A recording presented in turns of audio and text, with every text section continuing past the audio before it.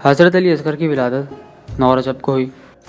آپ تاریخ میں وہ واحد ہستی ہیں جن کی ولادت اور شہادت دونوں ہی سفر کے دوران ہوئی۔ آپ کی والدہ معزز شہر بانو اور والد امام حسین مظلوم کربلا ہیں۔ کتاب مقاتل میں ہے کہ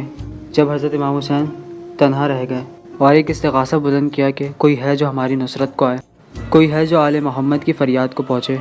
آپ کے اس استغاثے کی صدا سن کر اہل اطہار کے خیموں سے گریہ و بکا کی صدائیں بلند ہو گئیں، جسے سن کر امام حسین واپس خیموں کی طرف پلٹے اور کہا کہ ابھی میں زندہ ہوں، آپ کی آواز خیموں سے باہر کیوں آ رہی ہے؟ جس پر اہل اطہار نے کہا کہ جب آپ نے استغاثہ بلند کیا کہ کوئی ہے جو ہماری مدد کو آئے تو اس 6 ماہ کے بچے نے اپنے آپ کو جھولے سے گرا دیا، جس پر امام حسین نے اپنے اس 6 ماہ کے بچے کو ہاتھوں میں اٹھایا اور میدان کربلا کی طرف روانہ ہوئے اور فوج اشقیاء کو مخاطب کر کے کہا کہ اگر میں تمہارے نزدیک گناہ گار ہوں تو ذرا آنکھیں کھول کر دیکھو، یہ طفل شیر تو گناہ گار نہیں ہے، یہ پیاسا ہے، اس کے ہونٹ خشک ہو گئے ہیں، اس کو تھوڑا سا پانی پلا دو۔ اس منظر کو دیکھ کر عمر ابن سعد کے بعض سرداروں نے عمر ابن سعد کو ملامت کی کہ ایک قطرہ اب اس شیر خوار کو دے دیا جائے،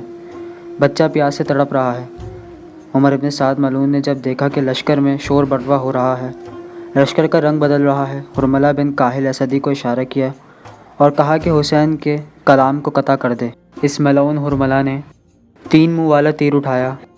جو کہ اس وقت کے عرب میں جانوروں کو مارنے کے لیے استعمال ہوتا تھا، تیر کمان میں لگایا اور علی اصغر کو نشانہ بنایا۔ حرملہ نے تیر کو علی اصغر کی جانب چھوڑا۔ تیر بڑی تھی اور گردن چھوٹی، جس کی وجہ سے ایک کان سے دوسرے کان تک تیر پہنچ گیا۔ امام حسین نے خون آلود لاشیں پسر سینے سے لگائی اور بیٹے کے خون کو ہاتھ میں لیا،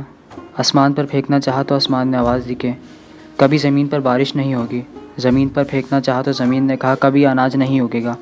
امام حسین نے پسر کا خون اپنے ریش مبارک پر لگا دیا اور لاشوں کو خیموں کی طرف لے گئے۔ اہل حرم میں شور برپا ہو گیا اور کہا کہ